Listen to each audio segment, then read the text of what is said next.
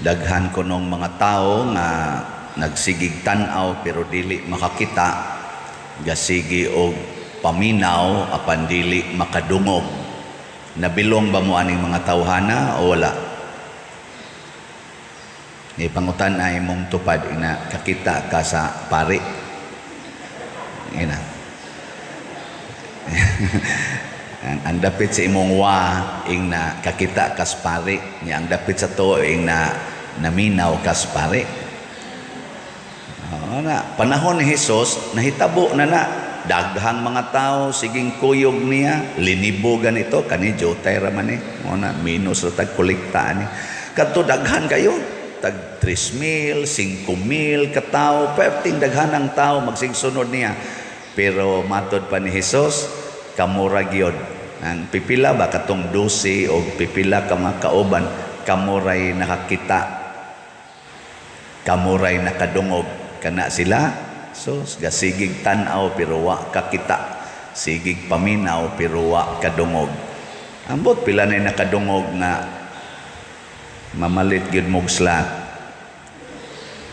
No, jotay kay nakadungog ana. Ang gusto sa Ginoo nga makaabot gyud ta niadtong gipangandoy sa mga buotang mga propeta nga ila untang makita pero wa sila kakita, nga ila untang madungog apan wa sila kadungog. Unsa man ni? Kato kunong matod pa ni Kristo bagi pangandoy sa mga propeta. Nangamatay na lang sila. Hasta pagani kuno si Abraham, si Isaac o si Jacob, nangandoy ni ini. Pero nangamatay na lang sila. Wa gid sila ka kita. Wa sad sila kadungog. Unsa man ni? Tanaw di ba? Tutok lang muna ako. Sige, i-check lang yan ang inyong answer. Ang wagid nila makita, wa nila madungog, mao si Jesus nga nahimong tao. Si Jesus nga nahimong tao, wagid sila kakita. Ang Ginoo nga nahimong tao, wagid sila kakita dinhis kalibutan. Kay inigbalik, to na maron sila sa langit, kani mga buotang mga propeta. Sila si Isaías, Jeremias, Elijah, Elisha, o kinsa pa na diha. Tuan naman na sila sa langit, si Abraham, si Isaac, si Jacob. Pero di man to ang Jesus nga natao. Ang Jesus naman to nga gikas kalibutan nga tuwa didto. Kadtog yung diri pa, tao pa ba? Niya kamo, nakakita mo ni Jesus nga nahimong tao. Kinsay nakakita, tasang kamot. Naiduha, tulo. Kamu ding uban. Wa mo kita. Sige mangani taghungit dinhi lawas ni Kristo. Amen. Mo na gasigi mog tan-aw pero wa ka kita. Ano managod? Nakasuway day sila anak si Abraham, nakasuway day sila anak si Jacob. Wa kita ra gyud. Mo na bulahan kay ta pero daghan lang gyapon ang wa ka kita. Magiuban ini kalawat mo ana lang usahay kanira i-ana ba o ana dayon nindot kay nang dawato na to ang Ginoo nga nahibaw tang Ginoo na niya inigsud nga rin nato kahibaw ta nga nidawat ta niya labaw na iyang gisulti o ana niya mao na siya ang problema karon. So daghang paagi nga ang Ginoo nagpakita nato. Diri sa unang pagbasa, ningon ang Ginoo sa ilang panahon sa una ba? Dili ba ako may nakigsuod ninyo? Nga ganang gigamit nga term, nakigminyo ko ninyo. Nya nindot kay tag relasyon katong bag-o patang minyo. Di ba kanang kamuro mga minyo, nindot pa mo relasyon? Ha? Kamu bang mga banag asawa ba? Nindot pa? O nagbuwag na? Pero katong bag-o pa yun, bag-o pa mong uyab, bag-o pa mong minyo, nindot kayo, siging kuyog-kuyog, holding hands yun, inagbayay yun, no? Pero karon sus, mura nag-iring og iro Dili ang baho ha. Pero ang batasan ba? Usahay sad ang baho, mura na sa iring o iro. Kay ang gidog, ang iring naman. Ang gisigihagakos-gakos, ang iro naman. Tilap-tilap ang iro dire, pero wa na jud katilap ang bana. O na jud katilap ang asawa. Nga naman, away naman. Di ba? Nabali na noon. Imbis ang iro mo'y magsinikmatay, ang bana nag-asawa mo'y nagsinikmatay, ang iro na'y magsiganaana ang ikog. Mo na'y friendly kayong iro. Usahay gud ang iro og ang iring magduog og higda, pero ang banag asawa nag-away. Ngano man na? Kay matud pas Ginoo na usab man ka. Bisan gani didto sa kamingawan, kuyog man ta. Nya ako may nagsigig hatag nimo maayong mga sitwasyon hasta tong katong nagdaog-daog nimo akong gipang silutan. Ipahinomdumas Ginoo ba? Pero nganong karon tuan naman ka magsigig atubang sa kong kaaway, si Baal. Kani si Baal, mao ni ang Dios-Dios nga sikat kay unang panahon nga nagrepresentar ni Satanas. Nya tuan naman noon mo dito. Ingon ang Ginoo ba, ako noon nagasigig higugma ninyo, inyo naman lang kong gikalimtan. Di naman ko ninyo paminahon. Nya naa na ra ba mo sayuta nga akong gihatag. Inyo naman hinong gihugaw-hugawan ang yuta nga akong gihimo gipahimutangan ninyo. Ginibitang atong simbahan magsigitag ingon dinhi ato gining limpyuhan ha. Bisag kanina lang ba? Ayaw ibunal ang kanang lingkuranan. Ibunal gyud. Naagi magbadlis-badlis diya sa atong mga bangko. Sinaw ra ba kay nang bangko? Tanawa di ba nanay mga garas-garas. Bantay mo. Naapagi mo bilin sa mga tissue, mo bilin sa mga mga mineral water. Kana bang wa gyud di gyud kayo ba ka feel ba? Kay lagi way paghigugma sa naghatag. Giatiman ta ni kay ang naghatag ani porting daghana sobra na mga 50,000 ang naghatag aning atong mga facilities dinhi. O gatog yung iphontanan, ang uban ana gabalik-balik na lang naghatag, pinaagig palit og slots atong ampingan kining ilang hinatag para mo bisita sila dinhi.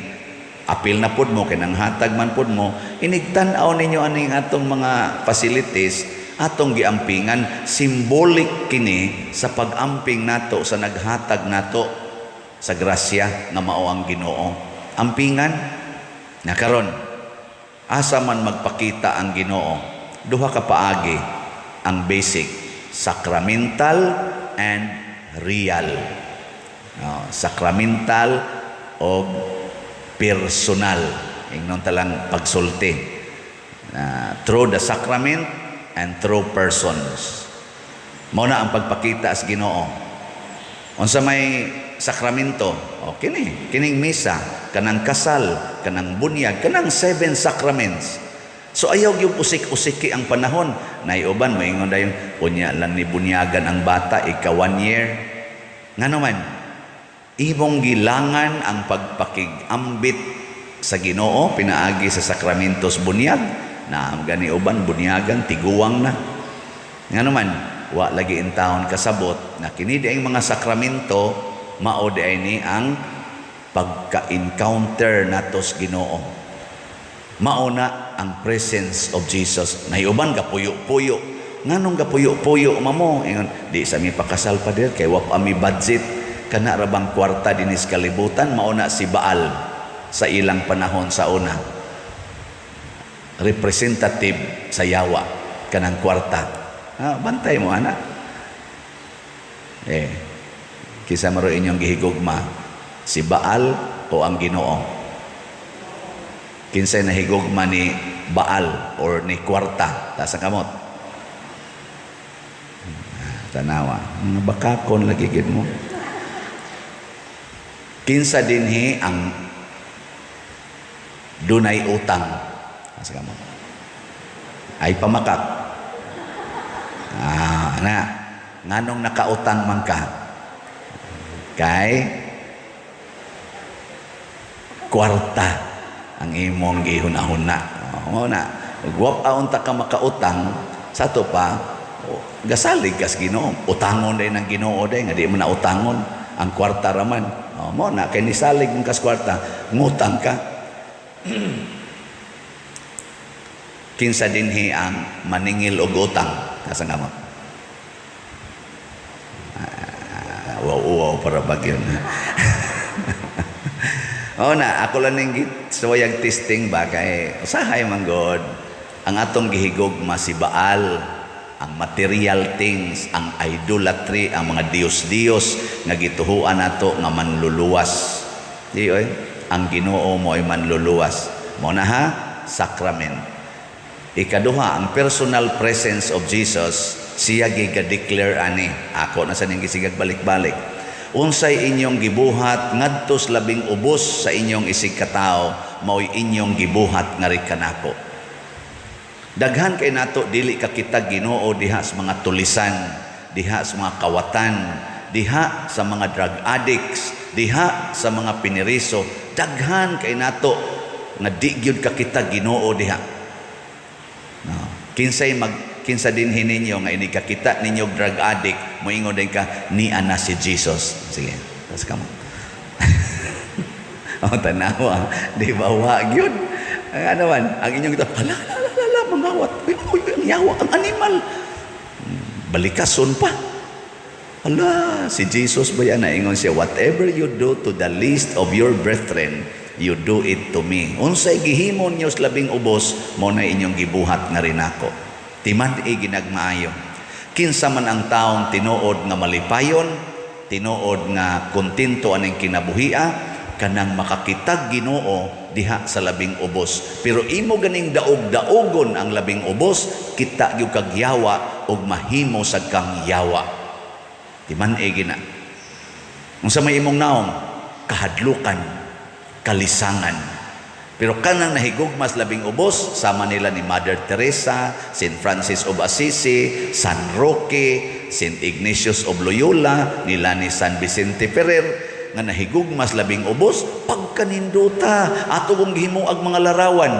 Gi-accuse na lang kuntas mga kanaganing mga laig tinhuan nga Dios kuno nato. Dili oy, models na nato sila aron pagtudlo, pag-remind nato nga nakakita sila Ginoo dihas mga taong labing ubos ug nindot kay sila gibilin sa kalibutan.